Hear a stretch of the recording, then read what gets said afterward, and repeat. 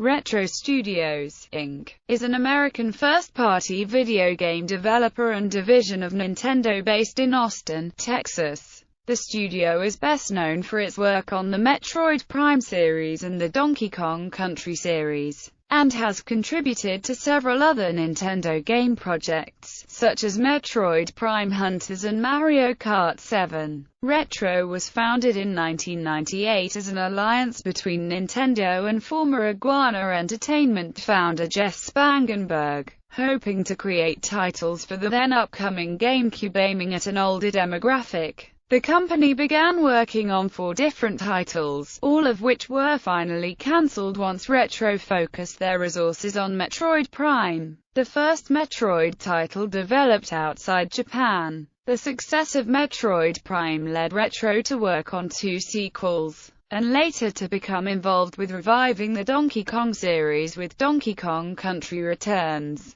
History: 1998 to 2002. Founding and Metroid Prime Retro Studios was founded in October 1998 as an alliance between Nintendo and former Iguana Entertainment founder Jeff Spangenberg. Nintendo saw an opportunity for the new studio to create games for the upcoming Nintendo GameCube targeting an older demographic. In the same vein as Iguana Entertainment's successful Turok series for the Nintendo 64, Retro began with 4 key people in late 1998 and opened an office in Austin, Texas in early 1999 with a staff of 25 people, including several former Iguana employees. Despite not having access to GameCube development kits, the studio immediately began work on 4 projects for the GameCube: an entitled action-adventure game, a vehicular combat game with the working title Car Combat, an American football simulator named NFL Retro Football, and role-playing game Raven Blade. By the time development began, the studio had already grown in size to 120 employees. The company continued to grow during production, eventually peaking at over 200 employees. The working environment was chaotic, with development getting behind schedule, and Nintendo executives complaining on how the games turned out.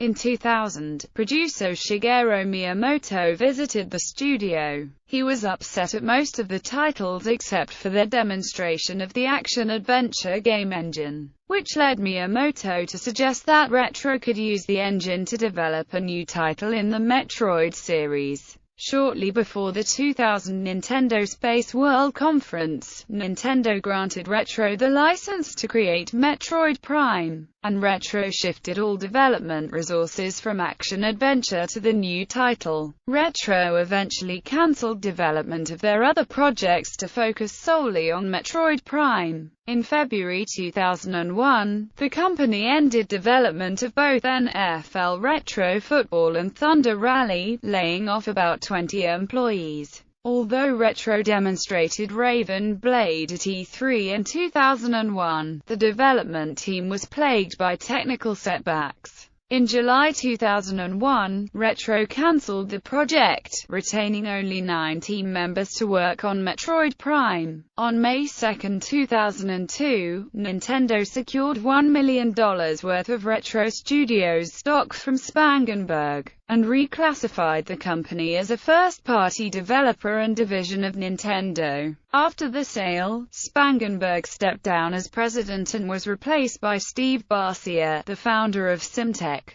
During the final 9 months of Metroid Prime's development, Retro's staff worked 80 to 100-hour weeks to reach their final milestone. Despite its troubled production cycle and initial skepticism from fans, the game was released on November 17, 2002 in North America to universal critical acclaim and commercial success, selling over 2 million units worldwide. 2003 to 2009. The Metroid Prime trilogy. After the critical and commercial success of Metroid Prime, Nintendo asked Retro Studios to produce a sequel. The developers decided against recycling the features of the first game while creating Metroid Prime 2, Echoes, and instead used new sound models, weapon effects, and art designs. A multiplayer component was also added to the game. On April 2003, Steve Barcia left the company. Michael Kelbar, who had worked with Nintendo for over 15 years, was appointed president, a job he retains to this date. Retro tried to include some extras, such as a hidden version of Super Metroid, but were halted by the short development time. Producer Kensuke Tanabe later revealed in an interview that the game was just about 30% complete 3 months before the strict deadline Nintendo had set for a release in the 2004 holiday season. The critical reception for Metroid Prime 2 Echoes was very positive, but earned some criticism on the game's high difficulty. Sales for Echoes were lower than the first Prime, with a total of 800,000 units.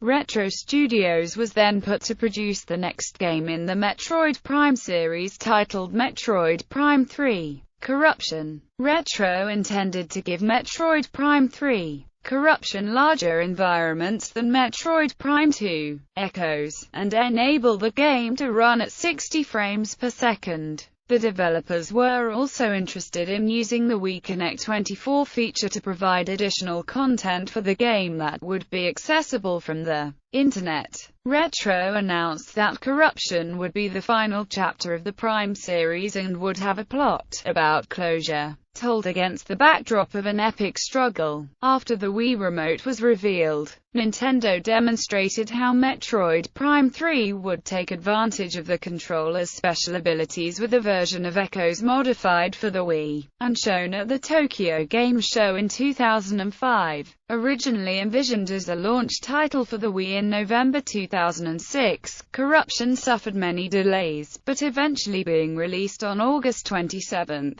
2007 to generally positive reviews, and over 1.60 million copies sold worldwide. While Retro was busy with the Prime sequels, they had to pass on the Nintendo DS title Metroid Prime Hunters. The eventual developer, Nintendo Software Technology, worked closely with Retro to design the game's art and characters to make sure that they fit into the overall Metroid series. In 2004, while Retro Studios was finishing Echoes, senior producer Brian Walker suggested to studio president Michael Kelbar to do something for the fans by putting all the games together on the single disc in a collector's trilogy edition. Kelbar sent the proposal to Nintendo, and the company accepted. The compilation Metroid Prime trilogy started being developed shortly after the release of Corruption, and was released in 2009. 2010 present. Donkey Kong Country series and other projects. In April 2008, Retro saw the departure of 3 key developers: designer Mark Pacini, art director Todd Keller, and principal technology engineer Jack Matthews, who went on to form their own company, Armature Studio. Around the same time, Shigeru Miyamoto asked fellow producer Kensuke Tanabe to recommend a studio that could develop a new Donkey Kong game, and Tanabe recommended Retro. Kelbar had worked on the Donkey Kong Country series during his years on Nintendo of America, and had interest in continuing with the franchise. Retro accepted the task, and thus started development of Donkey Kong Country Returns. Similar to New Super Mario Bros., the game was developed with the intention to invoke nostalgic feelings in the player with its art style and sound, while trying to provide them with new gameplay experiences.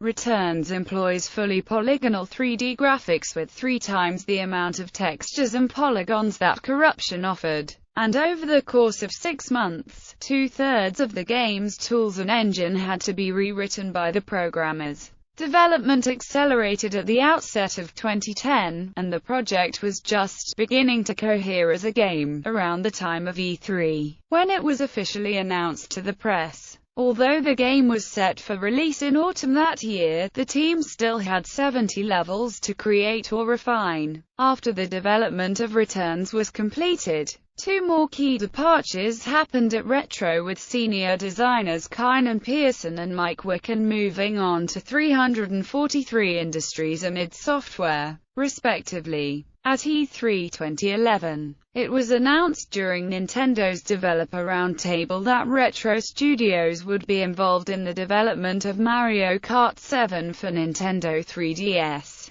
At first, Retro would contribute assets to developing one of the Donkey Kong-themed levels, but the number evolved to the stage design of 16 tracks in the late stages of development, as the Nintendo EAD crew started working on other projects and the game would not be finished before the December 2011 deadline. Retro has received a Wii U development kit, and is reportedly working on a Wii U game. Miyamoto has said he would like to work with Retro in a Legend of Zelda game. However, he says that the current game Retro is working on is not Zelda. It is known that Retro has hired staff members from Naughty Dog, well known for creating the Uncharted series, and the now-defunct companies Midway Austin and Vigil Games, the latter known for creating the Darksiders series. At E3 2012, Nintendo of America President Reggie Fils-Aimé told IGN in an interview that Retro is currently hard at work on an untitled project for the Wii U. It has been confirmed on Retro's Facebook page that the studio had moved from their original location to a new location still in Austin, Texas.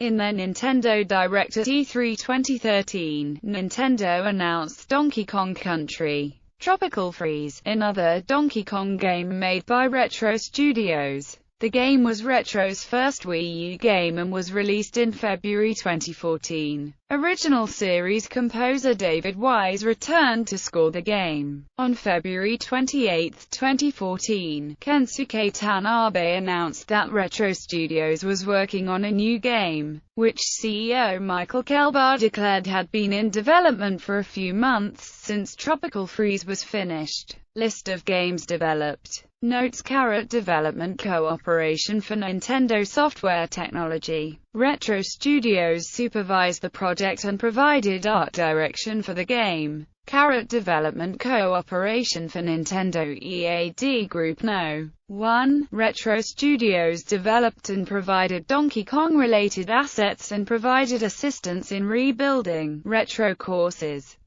Development Cooperation for Monster Games. Retro Studios provided assistance in porting the game from the Wii to Nintendo 3DS. Co-developed by Monster Games. ABCDEFGHI co-produced by Nintendo SPD Group. No. 3. The project has been in development since Donkey Kong Country Tropical Freeze was finished. Cancelled projects. The 4 initial GameCube projects Retro had before the development of Metroid Prime were cancelled. Reception. Retro Studios have received very positive reception for their games. On Gamer Rankings, Metroid Prime is the 7th highest-rated game ever reviewed, with an average score of 96.30%. Making it the 2nd highest reviewed game of the 6th generation, after Soul Calibur. The video game countdown show filter named Prime as having the best graphics of all time.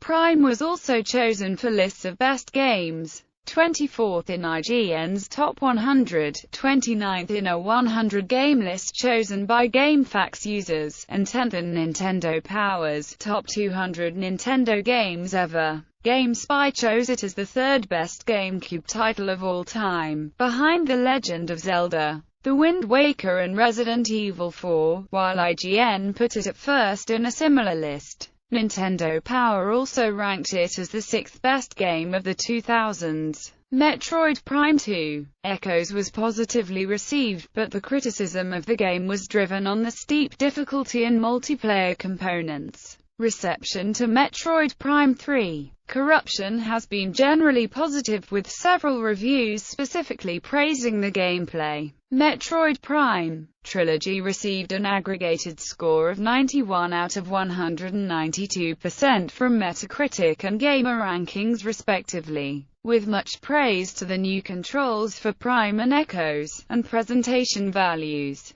Donkey Kong Country Returns received very positive reviews. It currently has an average score of 87 out of 100 on Gamer Rankings and Metacritic. sales, Metroid Prime became one of the best-selling games on the GameCube. It was the second best-selling game of November 2002 in North America, behind Grand Theft Auto, Vice City, and hit 250,000 units in just 1 week. The game has since sold about 1.49 million copies in America alone, earning more than $50 million in revenue. It is also the 8th best-selling GameCube game in Australia, and sold more than 78,000 copies in Japan, and more than 250,000 copies in Europe, thus entering the Player's Choice line in the PAL region. Echoes sold 470,000 copies in North America in 2004, and a total of 40,000 copies in Japan.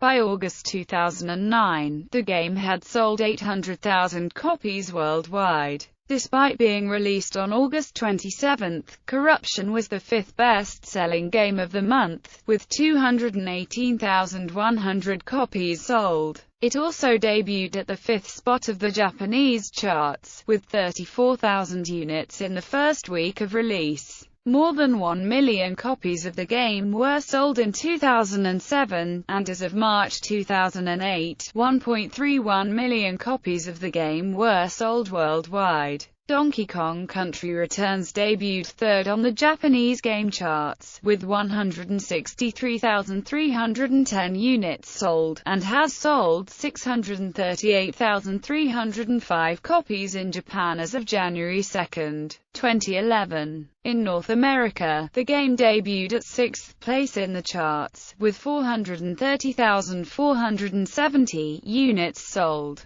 By the end of March 2011, it had sold 4.96 million copies worldwide. Awards. Metroid Prime was a critically acclaimed hit. Electronic Gaming Monthly gave the game a perfect review score, and it was awarded numerous Game of the Year awards. Echoes won an award in almost every category it was nominated for at the 2004 Nintendo Power Awards, and won awards for Best GameCube Game of 2004 from IGN, Electronic Gaming Monthly, and GameSpy. It was rated the 174th best game made on a Nintendo system in Nintendo Power's Top 200 Games list, the 74th best game by GameFAQs users, the 15th best GameCube game by IGN, and the 13th best by GameSpy. In IGN's Best of 2007 awards, Corruption received the awards for Best Wii Adventure Game, Best Artistic Design, and Best Overall Adventure Game. GameSpy ranked it as the second best Wii game of the year, behind Super Mario Galaxy, and honored it as the best innovation on the Wii. For its awards for games released in 2010, IGN gave Donkey Kong Country Returns awards for Best Retro Design and Most Challenging.